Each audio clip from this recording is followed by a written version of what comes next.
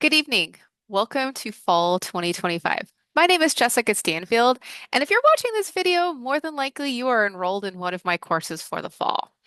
I'm an adjunct instructor, so I teach classes pretty much all over San Diego County at this point.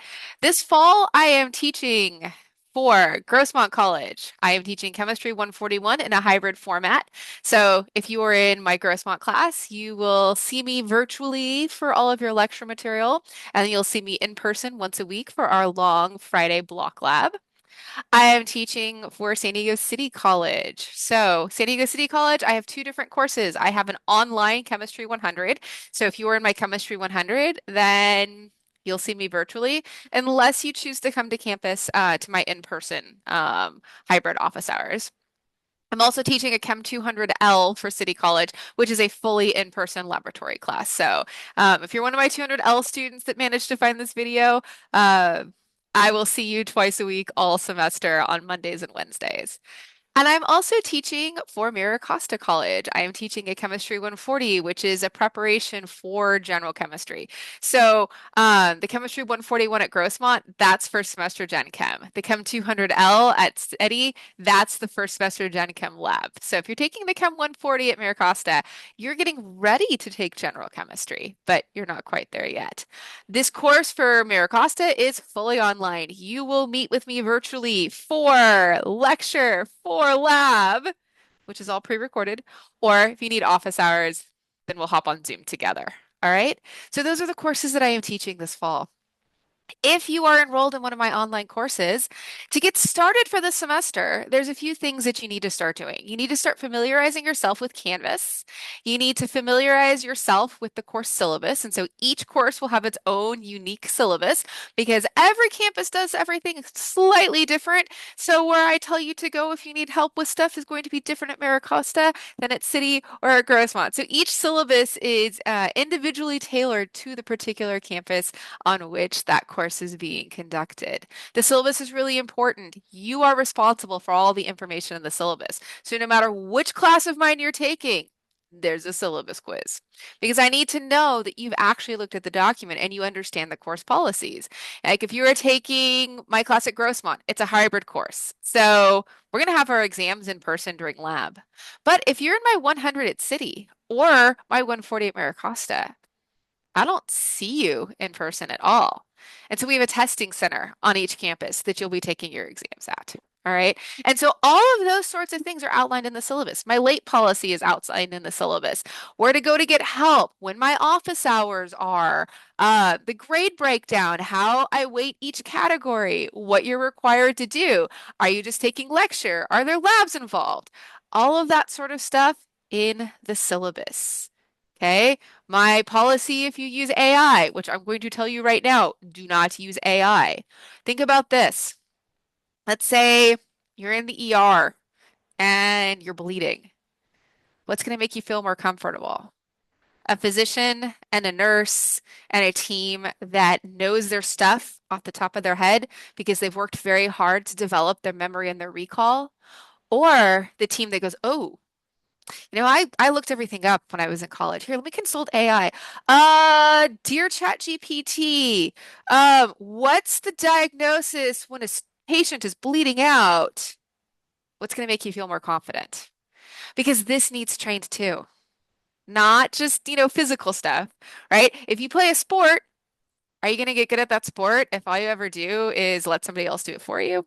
No, you got to practice. Same thing with your brain. You have to train your brain to take in information and have that recall. All right. And so AI not going to work for these types of courses. Okay. Also, when you email me, think about this. I am a real person. I am not going to feed your emails through ChatGPT.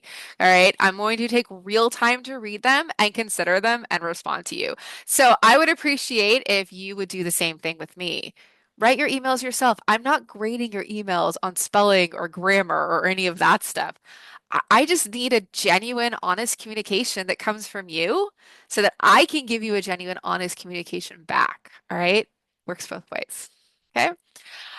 So like I said, start getting familiar with Canvas, start getting familiar with course policies.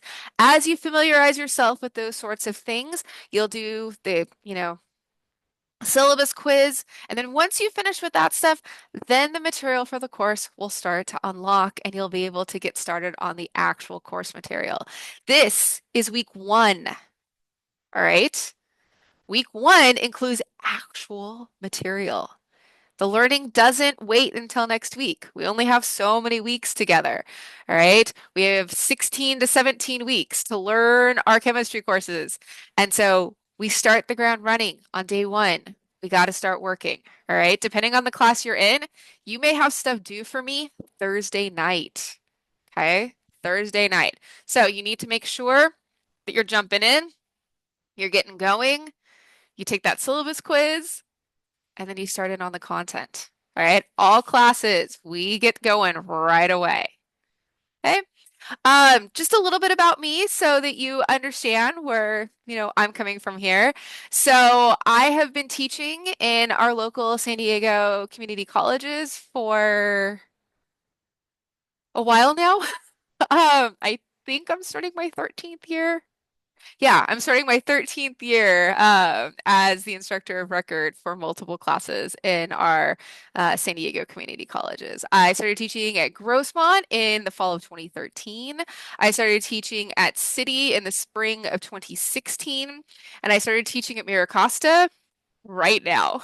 All right. So if you are one of my MiraCosta students, I'm not new to the teaching game. I've been doing this for a long time, but I am new to MiraCosta. So if you have questions for me about where do I go to find X, know that I may not know the answer right away, but I do know who I can ask to get those answers. So you may need to be a little bit more patient with me while I double check things. And even at Grossmont and City, sometimes students will ask me questions out of left field, like, I've never heard of that service. Let me go ask my department chair or my dean, and I will get back to you. All right. And sometimes even we don't know everything right off the top of our heads. Even sometimes we have to go look stuff up or ask a colleague, which is okay. All right. Um, what you see behind me, this is my home office. All right. If you are taking a laboratory class with me, and actually even some of the lecture classes, I do some demo videos to go along with the lecture. So I have two locations that I teach in at home. This room right here, which is my office. Um, it used to just be my office, but now my daughter has decided that it also belongs to her. So you'll notice there's a large amount of children's craft supplies behind me. And so I will forewarn you that sometimes during the semester there might be like kids' craft supplies or kids' homework spread out on the table behind me as well. I also teach from my garage. I have my teaching lab setup is out in the garage. I have a workbench that's on wheels that I pull out that's got a wood top on it that I can plug into the wall, and then I can set up all of my stuff on there. And so those are the two locations that you will see throughout all of the videos that I pre-record and put up online. Most of my Zoom office hours will be conducted from here. For City College, I have a hybrid situation going because I do have an in-person lab that has no online component. I do have office hours on campus at City that I offer either in person or if you want Zoom, you just let me know and I hop on Zoom from my office at City College. So you might see that location too, depending on how you get a hold of me. All right. I really enjoy teaching. That's something that I've always wanted to do. I started high school. I'm gonna age myself here. I started high school in the fall of 1995, which, yes, that means I graduated high school last millennium. And we had this freshman orientation that we had to do. And as part of freshman orientation, we had to write a letter to ourselves that they gave us when we graduated.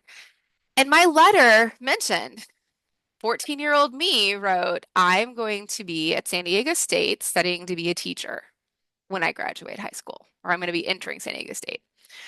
I started off thinking I might want to teach elementary school, maybe middle school. I wasn't really sure. And then I started taking actual dedicated chemistry classes, and I realized that that's what I'd always loved about science. So I kind of changed a little bit of a direction. I changed my major from focusing on teaching, elementary or middle school to a chemistry major and ended up spending about a decade-ish in school, earning multiple degrees in chemistry. And then I started teaching at the community colleges a couple of years after I finished my last graduate school stint. So I really enjoy teaching. I enjoy working with students. I enjoy sharing my passion for nerdy science stuff with everybody. So I look forward to working with all of you this semester. One thing I want you to understand though is chemistry is hard, even for those of us that love it. There were certain chemistry classes I took where, oh yeah, that makes sense. Then there were other classes I took where I went, okay, is this class in English or is this class in Greek? And it was a lot of work. I spent many, many hours studying. This desk that I'm sitting at right now, I've had this desk for years. It has followed me through a few different moves. It's a giant solid wood desk that's a pain in the patootie to move, but the number of hours I spent sitting right here at this desk, poring over my texts and trying to learn that material. Okay, it takes work. Like I mentioned sports earlier, or even just trying to get in shape. Like if you hire a personal trainer and all you ever do is you show up once a week for an hour with that personal trainer, you're never going to get in shape. You have to work all of that. If you play on a sports team, if all you ever do is show up once a week to the actual game, but you never practice and you never work the skills, you'll never get better. And learning's the same way. All right. You can't just turn on the lectures or show up to class every once in a while and expect to learn this stuff. This stuff can be really hard. All right. Chemistry is confusing for a lot of students, and that's okay. All right. Ask for help. Every campus has a tutoring center that you can go to. I hold office hours. You can come talk to me. All right. There's so many resources to help you learn, but you have to be willing to put that work in. What you get out of it really is what you put into it. If you put no effort in, you're not going to get a whole lot out, and you're probably not going to pass the class. But if you put that effort in, know that even if it's hard, you'll walk out going, okay, I accomplished something. I survived a class that was really hard, but I did it. And that feeling of accomplishment is super amazing. That's the way I felt when I took physics classes. Actually, those were my hardest classes. When I was doing my lower division courses, physics, those were the classes that I struggled with the most. And hours trying to understand things like vectors. Vectors and I, we didn't get along very well, but I got through it through grit and determination and a whole lot of hours studying. Um, you can get like a whiteboard that you can write stuff out on and then erase. That way you're not wasting a bunch of paper, but you've got to work problems. You've got to read the textbook. All right. Reading the textbook is very important. You have to pay attention to lectures. You have to take notes. In fact, for all of my lecture classes, I require you to take notes and I require you to turn the notes in. Okay, because I want to make sure that you are actively engaged in your learning and not just passively listening. Okay, don't turn on the lecture and then, go play a video game or, doom scroll your phone or something like that. You need to be engaged. All right. And I can, as you'll see throughout the semester, I'll show examples of some note taking as well. I actually just finished a summer doing a research immersion program at UCSD, where part of that research immersion program was I sat in a lecture for 2 hours every Monday, Wednesday, and Friday. I wasn't earning a grade, but I was there to learn and to, brush my skills up on new things that are happening. And so I took notes, lots and lots and lots of notes to make sure that when I was all done, I could remember everything. Because there's a direct connection between what you write down and what you recall in here. Typing is okay, but it's not as good as actually physically writing things down. Okay. So we're going to work on those note-taking skills. If you've never taken notes before, that's okay. I will leave you comments. When I grade stuff, I grade through SpeedGrader on Canvas and I leave comments. So when you're not sure about why you got a grade you did, check the comments on your assignment first, because I will leave you comments. If you don't get a perfect score on something, there will be comments letting you know why. Maybe you didn't follow assignment directions. Maybe you're missing a whole bunch of stuff, things like that. Okay, I will give you feedback. I will give you comments, and they won't be written by AI. All right. I spend lots of time grading. I'm either here grading or I've got my laptop. Sometimes I go sit in the living room and grade. Sometimes I'm on campus. Every once in a while, I might go to a coffee shop. All right. But regardless of where I'm at, you will get comments, you'll get feedback. And again, know that some of the stuff might come easier and some of it might be really hard. And it's okay if it's hard. What's not okay is just giving up and not even trying. Okay. So, with that in mind, there's that little bit of intro. Hey, start in. Make sure you are looking at the syllabus. Make sure that you are reading through the syllabus. Get going on that syllabus quiz. And then some of the other content will start to unlock for you. And for all my classes, you can start diving in to chapter one. All right. I hope we have a great semester together. Even if you're afraid of chemistry, even if you hate chemistry, I really hope that something we do this semester, inspires or sparks you to go, oh, okay, I can see why that's useful. I'm not expecting everybody to come out of these courses loving chemistry like I do, but I want you to put that effort forward, and I challenge you. All right. I challenge you. Think about what we're learning and how it could apply to what you're doing. All right. I don't want to take up too much of your time with just introduction and all this stuff. So I want you to go ahead and get going on the courses. So I'm going to sign off on this for now, but I'm looking forward to the semester and feel free to reach out, shoot me an email. Email's better. Canvas message is iffy. I always will get your emails. Canvas sometimes takes a while before it pops up. Email comes up much quicker. So shoot me a message, email me, let me know who you are. Let's get to know each other and let's have a great semester learning chemistry.